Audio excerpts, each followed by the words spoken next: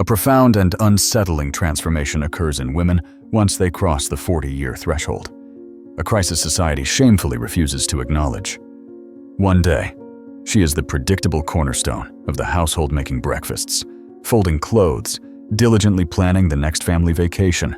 The next, she is an unrecognizable entity, impulsively downloading dating apps, secretly buying seductive lingerie, and initiating contact with a stranger from the gym. You, the committed husband, are left utterly bewildered, questioning the identity of the person you vowed your life to. This catastrophic shift is not an isolated incident. It is a widespread epidemic. Millions of men are watching their steady, dependable spouses revert into emotionally volatile teenagers, merely marked by the signs of aging. The most aggravating factor is the universal pretense of surprise when this inevitable implosion happens, as if the clear warning signs of her biological programming weren't visible for years. You live in the fantasy that 15 years of marriage, shared children, and a meticulously constructed life somehow grant her immunity. You are wrong. A psychological time bomb resides in every woman's psyche, designed to detonate between 30 and 40. It's not a possibility, it's a certainty. The only variable is the sheer magnitude of the devastation it unleashes. The woman who hits 40 is no longer the woman you married. I'm speaking of a total, fundamental rewiring of her brain chemistry, her priorities, and her fundamental sense of self. The content mother and wife at 30 becomes desperately hungry for external validation at 40. That hunger destroys everything. Have you witnessed this destruction firsthand? Comment your thoughts below. We'll show you why your wife is running toward chaos and why society is actively encouraging her to burn down your family. Stay until the end, because the warning signs are always there if you know where to look. Understand this crucial truth: nearly every woman's self-worth is fundamentally supported by the fragile basis of her external appearance. From the earliest moments of childhood, pervasive societal conditioning instills the toxic principle that her intrinsic value is directly equal to her perceived physical beauty. The core directives are clear: be captivating, be sought after, be perpetually desirable. That is the ingrained script that runs her life. For 2 decades, roughly spanning the prime mating years of 15 to 35, this insidious program executes flawlessly and without interruption. Men compete for her attention. Flattery and compliments are constant, flowing freely and validating her sense of importance. She experiences the feeling of being supremely valued because she is desired. Then, biological reality asserts itself with brutal and calculated efficiency. It systematically begins to withdraw the very assets it provided her. By the age of 40, she inspects her reflection and perceives a chilling stranger staring back. This is not necessarily because she has aged terribly, but because her appearance has undeniably and irreversibly shifted from the ideal she was programmed to uphold.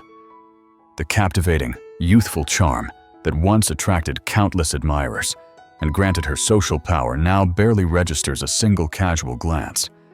The body that once drew intense male attention now warrants nothing more than polite, courteous acknowledgement at best. This goes far beyond mere superficial vanity. This represents a catastrophic and total failure of identity. Her entire internal framework of self-worth, her very self-concept, was dependent upon being actively and constantly desired. Now, that vital desirability is evaporating rapidly, receding like the tide, like condensation in the morning sun. Consider this psychological parallel. Visualize yourself as an elite professional sportsman. Your total identity, your self-esteem, your financial security, everything is anchored to your physical prowess and ability to perform. Then, the inevitable march of time catches up.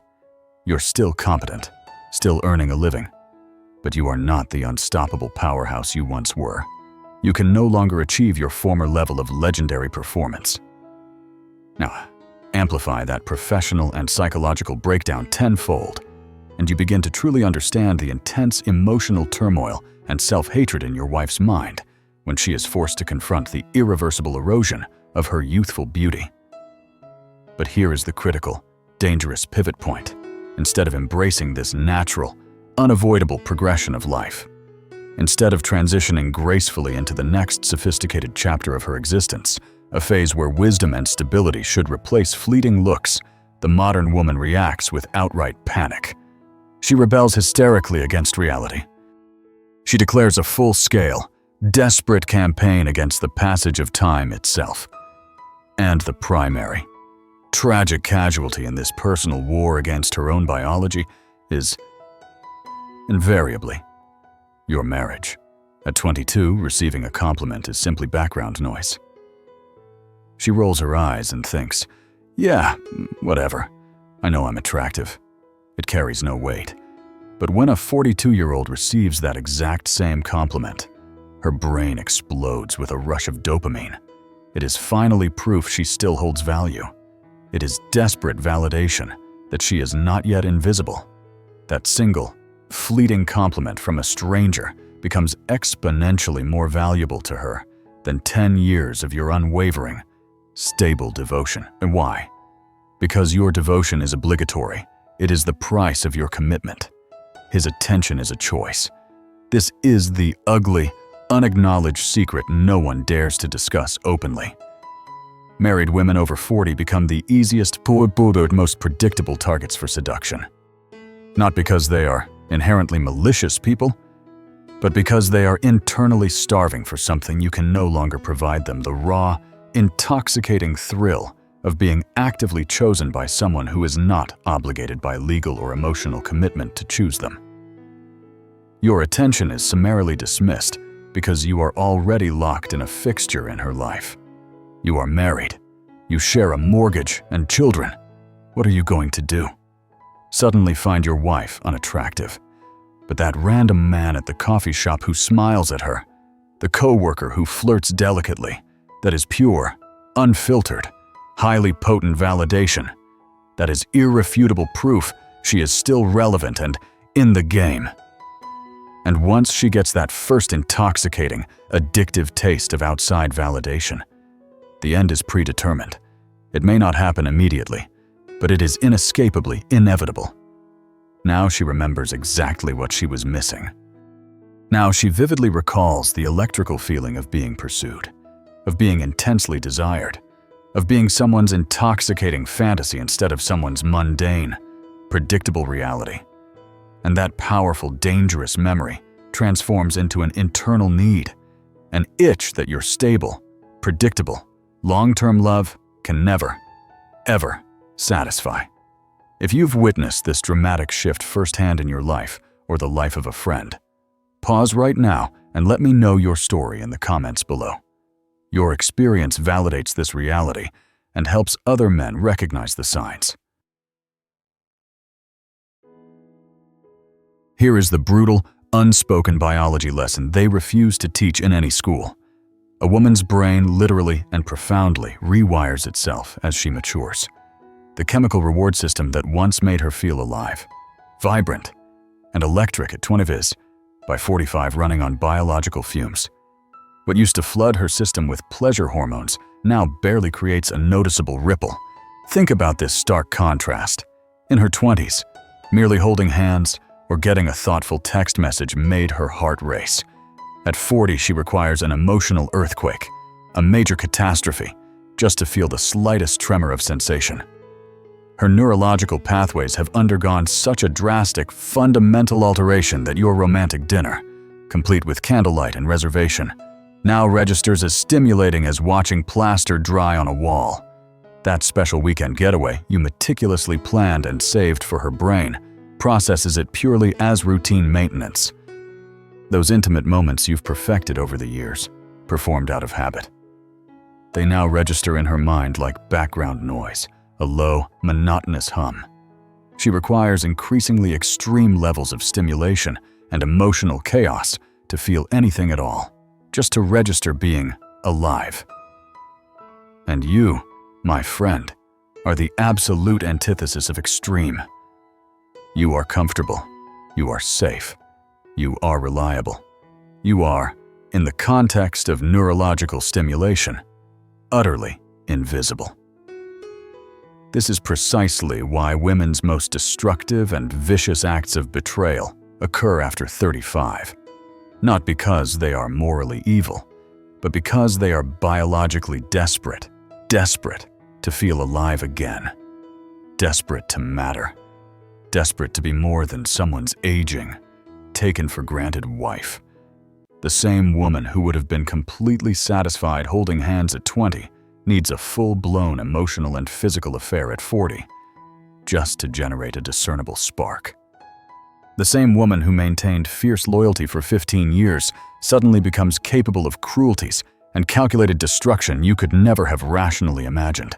I've witnessed the pattern countless times: the devoted mother of 3 who abandons her children and husband for her personal trainer, the seemingly pious, church-going wife who initiates a reckless affair with her husband's closest friend, the outwardly perfect woman who utterly obliterates her entire life for some anonymous guy she met on a brief online interaction. And every single time, the husband expresses the same disbelief: "I never saw it coming." Really, you never noticed her staring at her reflection with clear disgust and self-loathing. You never noticed her face visibly light up when unfamiliar. Non-obligated men paid her attention. You never sensed her pulling away emotionally and intellectually while she robotically went through the physical motions of marriage. The undeniable signs are always present, but men are psychologically blind to them, or perhaps willingly choose to ignore them. It starts with nostalgia. She begins romanticizing her past, speaking about her wild, chaotic younger years with a sparkle in her eye that was entirely absent before. Old photographs are unearthed from storage. Stories about ex-boyfriends shift dramatically from tones of embarrassment and apology to tones of wistful remembering. She is no longer anchored securely in the present. She is actively mourning a past life that is gone forever. Then come the new friends, specifically recently divorced women who have supposedly found themselves and are living their best life. These are not genuine friends. They are pushers, or dealers, peddling a toxic drug called "you deserve better." They gather for carefully orchestrated wine nights that are, in reality, toxic grievance sessions, comparing notes on how oppressed they were in their previous marriages and how much happier they are now that they've initiated destruction. Your stable marriage gets aggressively reframed as a prison through their poisonous, self-serving lens. Social media becomes her new, preferable reality. She spends hours scrolling through carefully curated lives, comparing her messy, unfiltered reality to everyone else's polished, idealized highlight reel. The personalized algorithm learns what she desperately craves. Transformation stories, brave women who started over, explosive love after 40. Every scroll confirms what her panicking brain desperately wants to believe: everyone else is experiencing a life of excitement and fulfillment, and it's definitively not too late for her to join them. The algorithm acts as her emotional enabler, consistently validating her destructive impulses. The physical changes arrive in undeniable waves. First, it's subtle maintenance, new skincare regimens, hair treatments, and minor cosmetic procedures she previously swore she would never consider.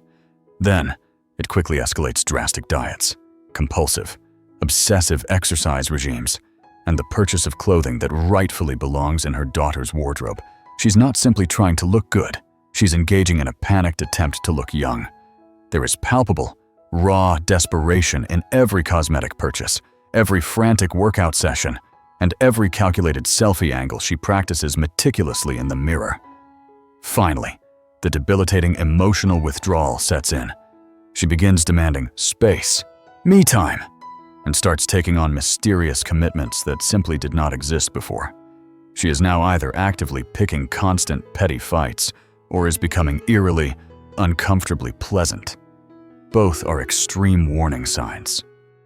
One means she is actively building a detailed psychological and legal case against you.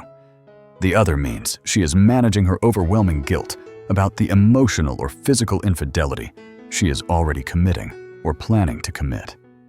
If you recognize this brutal truth and believe this message needs to be heard by every man approaching 40, hit the like button below to help us cut through the societal noise.